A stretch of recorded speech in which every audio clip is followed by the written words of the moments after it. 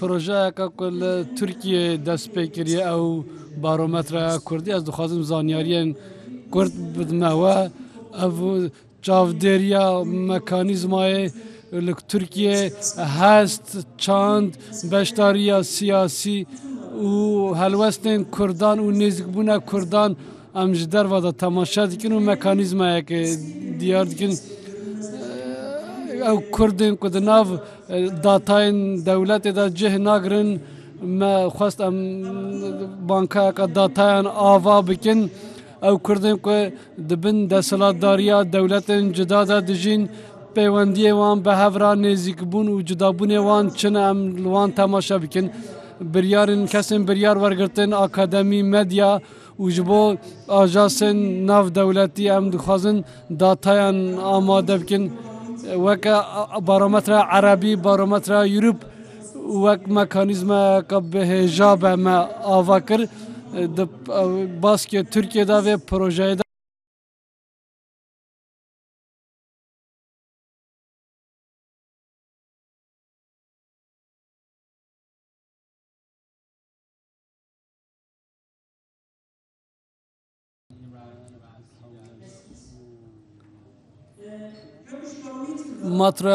بارومتر کردی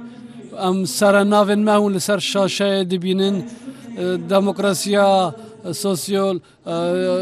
ناس نامه جداکاری و روشا زمان دایی که و پرسکره که کرد ترکیه و سیاست و پولیتیک و پیوندین سیاسی و چند پاپولر هم دشوپینن درباره دموگرافیا کردیا ترکیه اندخوازن زانیاری که کرد بدنوه نفوسا کردیا ترکیه ام با آوایی که فرمی نزانن چقاس کرد هنش بروی صدم جبو مهندک نرینن که هم پروژه جدا موار گرتن و لیکولین جدا موار گرتن هنن نفوسا کردان دوان دا بیجن که نوارا سادی 20 و 25 دا دیار دو او جی تقابلی نفوسا که 17 و 22 میلیونان دیکت ناوه ناوریده هر سه کردن که دو لکردان لباکوری کردستان دیجین لباجارن خواجی دیشین هر سیان یک جی لباجارن ترکیه دیجین کوچ کرنه او کردن که کوچی ترکیه کرنه باجارن کرده کرنه تنه نه کوچ نکرنه نیویوان لوی درج دایک بونه و لوی در نفشا دویم لجدایک بونه لباجارن ترکیه اوجی لگل خو هنک جدا کاری و جداهی آنینه میناک لترکیه او کردن لحرمن کردی و کردن کو کوچ کرنه هندک جداهی سوسیولوژیک و دموگرافیک هنه یین لروجاوای ترکیه کمتر زمان دزانن و نزدیکی سیاست ترکیه نه لبلیه حرم جداترن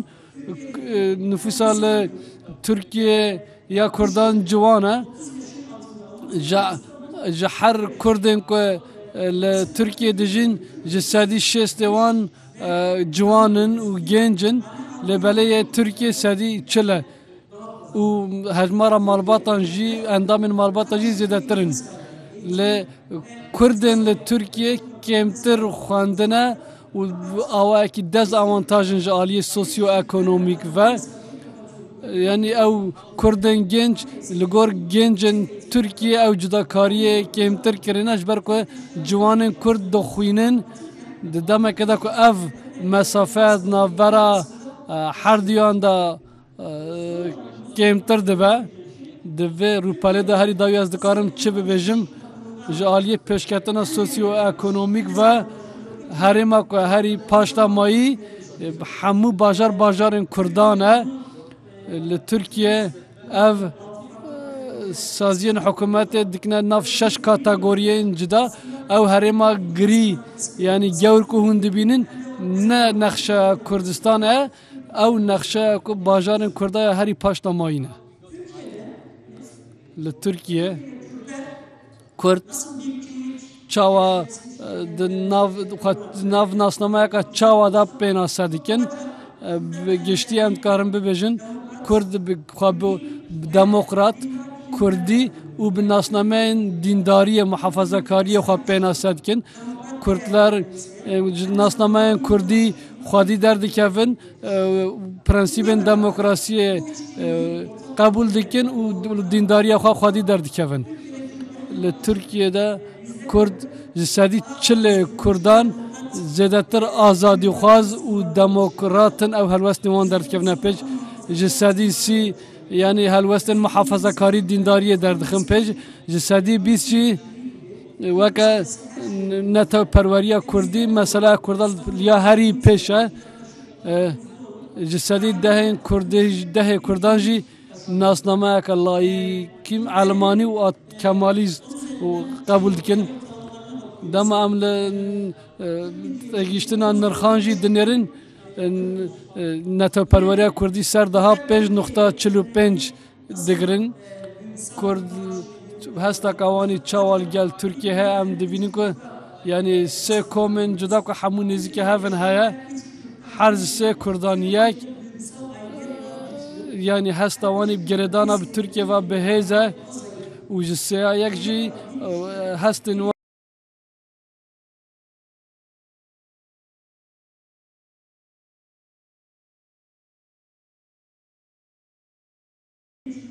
لترکیه دم عمل کلین سر نتو پروریه کردی دکن ام نکارم بویژن نتو پروریه کردی اجبر کن نتو پروریه کردی لترکیه دنا فرم که جدا مو به کردی وکه نتو پروری نویسان یعنی نتو پروریه کردی ام دکارن چا بجن بلندتر دبه لگل ویا کیجی دم ام بقیاسه لگل ترکات کن گلک لگوریا نتو پروریه ترکی پاش تمایه کسان که خوا سادی یک کردان وکه کن نتو پروریه کرد پناسد کن سادی یک لبله افتش لناف ترکا سادی شسته لناف کردان دا او حرس رجا نزیکه هفل لبله ناف ترکان دا او گلک جداه لگل ویا کیجی اندکس کما کل خودی درکتنا لناسنامه کردی هیا گلک پرسن جدا ورده هنه لگور و اندکس و داتای جسیان دوی کردین کل ترکیه دجین خودی لناسنامه خود درد کفن تنه نه او کسین که دنگ دیدن پارتیا سیاسی کرد یعنی 10 سال داویدا یعنی به وجه چاره سریه یا حتی ایرو ناسنامه کردی لترکیه زیادتر درد کفه پیشتر نه وهابو او جی عایدیت گردانا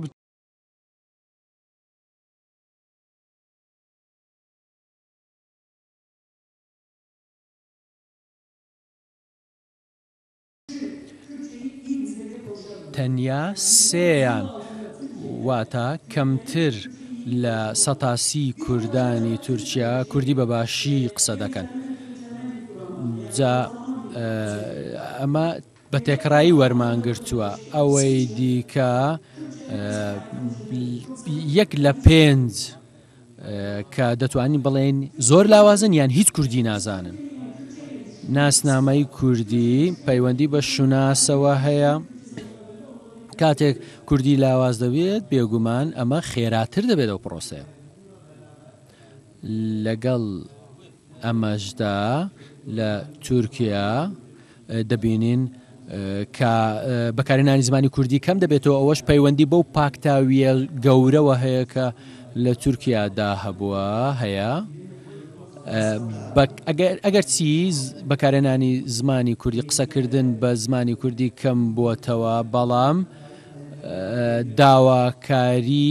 بۆ زیادکردنی خزمەتگوزاری زمانی کوردی لە کەرتی گشتیدا کەم نەبووتەوە هەروەکو خۆی داوا دەکرێت. واتە کوردان هیچ پاشەکشەیەشیان نەکردووە لەوەی کە داوای لە حکوومەتی تورکیا دەکەن لە خزمەتگوزاری نێو حکوومەتدا زمانی کوردی زیاد بکرێت. جا ئەوە داواکاریەکە دەبینین جا ئەوە بەبێ هیچ جیاوازیەک لە نێوان پارتە سیاسیەکان تەواوی کوردان ئەم داواکاریەیان هەیە بە سیاسی و بە مەدەنیەوە.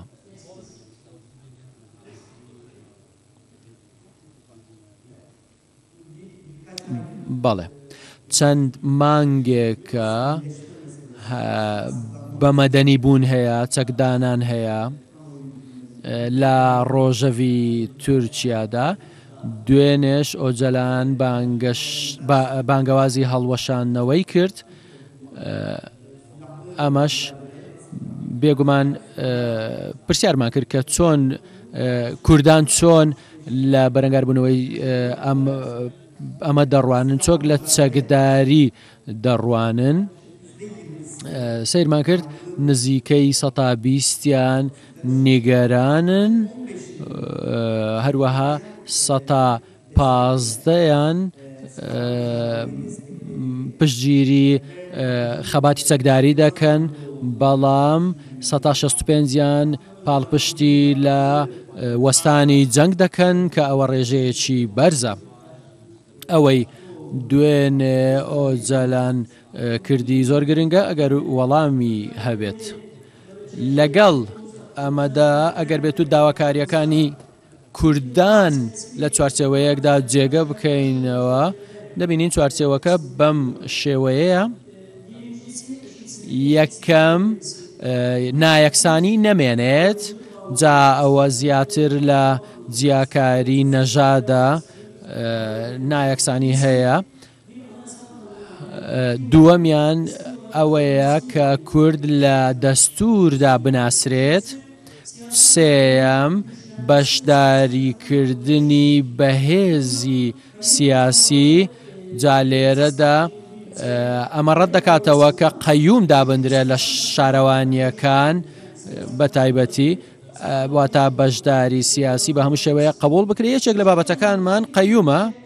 بابەتێکی دیکە خوێندن و قسەکردن بە زمانی کوردی کە ئەوە مافێکە ئەو مافە مسۆگەر بکرێت هەروەکو هاوڕێم باسی کرد هەروەها پرسی کورد بنەبڕ بکرێت بەوەی کە چارەسەری یەکجاری بۆ بدۆزرێتەوە دەتوانین لەم چوارچێوەیەدا جێگەی بکەینەوە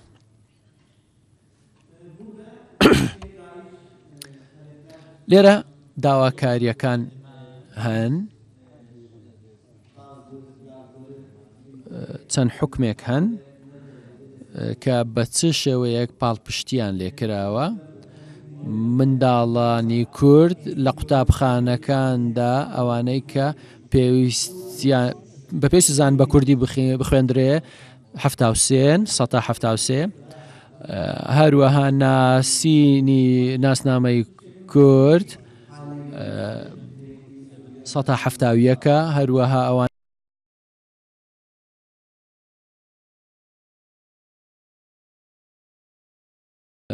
هەروەها لێر تازە باسی نایەکسانیمان کرد 1970 هەیە هەروەها زیادکردنی داواکاری ئۆتۆنۆمی 1960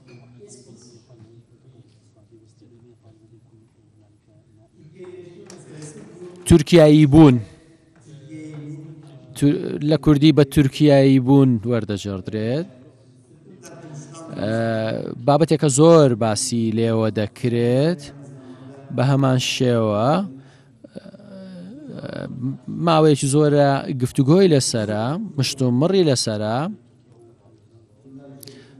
ئێمە لە کوردانمان پرسی ئەوەی بینرا لە چەند ساڵێکدا پشتیوانی تورکیایی بوون زیاتر بووە هەروەها ئەوانەی کە دەنگ ئەو کوردانەی دەنگ بە پارتە سیاسەت جیاوازەکان دەدەن بە هەمان شێوە پشتیوانی تورکیایی بوون دەکەن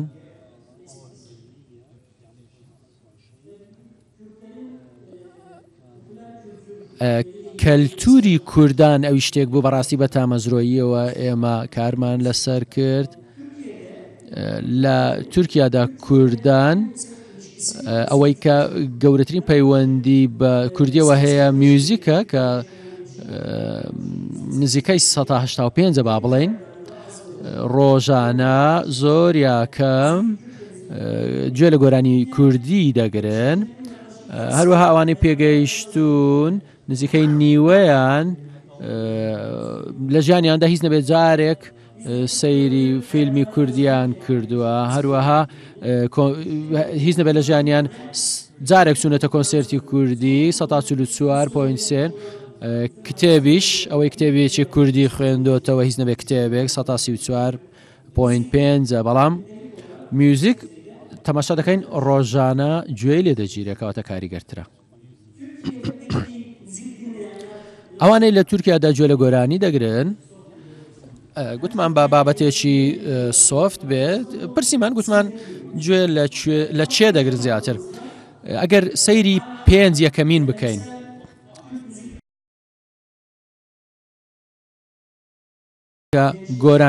گۆرانی بێژەکان نوێ بوونەتەوە ئەحمەد کەیە شوان پەروەر جوان حاجۆ ئەوانە شوێنی خۆیان وەکو گۆرانی بێژی نەریتی دواتریش ئای نوردەوان و مەم ئارارات هەروەها ڕۆژداش ئەوانە هاتوونەتە نێو لیستەکە و ئەوانە زیاتر مۆدێرنن لەگەڵ ئەمەشدا. کوردانی تورکیا ئەگەر سەیری حەزی خواردنیان بکرێت چۆنە دەبینین هێشتا نەریتیە چۆن لە میوزیک ئێمە بینیمان کە مۆدێرنیزمە جێی باسە ینی بە مۆدێرن بۆ بەڵام لە خواردندا خۆشەویستترین خواردن یاپراخ دۆڵمە کەباب کە ئێمە دەڵێن ناندینی کوردی بەڕاستی هەر ئەمانەمان دێنەوە بیر. ئێستا ئەوەی لێرە باسمان کرد ئەوەش کە لە نێو کورداندا هەیە بێگومان ئەم پرێزنتێشنەی من ئێستا لێرە پێشکەشی دەکەم کاژێرێکی دەوێت بەڵام لێرە کاتمان نەبوو ئێستا بۆیە ماوەیەکی زۆرە لەبارەی کوردانی تورکیا ئەو پرسیارانەی کە ئاراستیان دەکەین وەڵامی وەردەگرینەوە دەبینین جیاوازی هەیە لە ناوچەکان واتە کوردستانی باکوور لەگەڵ شارەکانی ڕۆژ ئاوای تورکیا دەبینین جیاوازیەکی زۆر هەیە و بەرفراوانیش دەبێت ئەو کوردانەی لە ناوچەکە دەژین بە شێوەیەکی زۆر تۆکمەتر باس لە ناسنامەی خۆیان و پارتەکەیان دەکەن بەڵام ئەوانی دیکە بۆ نمونە کەمتر باس لە ناسنامە دەکەن و پێداگرن زیاتر بەرە و جەهەپە دەڕۆن بۆ نمونە ئەوەی دیکە تورکیایی بوون بابەتی مشتومڕە بەڕاستی من جەختی لەسەر دەکەمەوە ئەوە جگە لەوەی پرۆژەیەکی سیاسی کووردە ئیدی دەبینین وەکو قۆناغێک لە تورکیا دەبیندرێت وەکو پرۆسێکی گرنگ دەبیندرێت بە تایبەتی لە نێو کۆمەڵگەدا شتێکی کۆمەڵ ناسانەیە لەوانەیە سیاست ئەمە بە ئەنجام بگەێنێت بابەتێکی دیکە بەکارهێنانی زمانی کوردی کە بابەتێکی گرنگە کە ئایا لە تورکیادا کوردان تا چەند لە کوردی دوور دەکەونەوە تا چەند بە تورکی قسە دەکەن ئەمەش مشتومڕە بۆتە ئەرگومنتێکی زۆر گەورە بەڵام لەگەڵ ئەمەدا ناسنامەی کوردی لە ڕووی کەلتوریەوە ئەگەر بێت و لاوازیش بێ دەبینین لە ڕووی سیاسیەوە زۆر بەهێزە پاشەکشەی نەکردووە دەتوانین ئەمە بە ئاسوودەیی بڵێن بابەتێکی دیکە بەمەدەنی بوون کە دەمان باتە نێو کەشوهەوایەکی دیکە بەپێی ئەو داتای بەردەستمان کەوتووە بۆ نمونە خۆشەویستی بەناوبانگبوونی دەمیرتاش بە گوێرەی دوایین لێکۆڵینەوەکانمان دەبینین زۆر زیاتر هاتۆتە پێشەوە بۆیە ئەمە هەم بە مەدەنی بوونە هەم بە دیموکراسی بوونە کەەوە دەکرێت پەیوەندیدار بێت بە هاتنە پێشەوەی دەمیرتاش بەڵێ هاتینە کۆتایی سوپاس بۆ گوێگرتنتان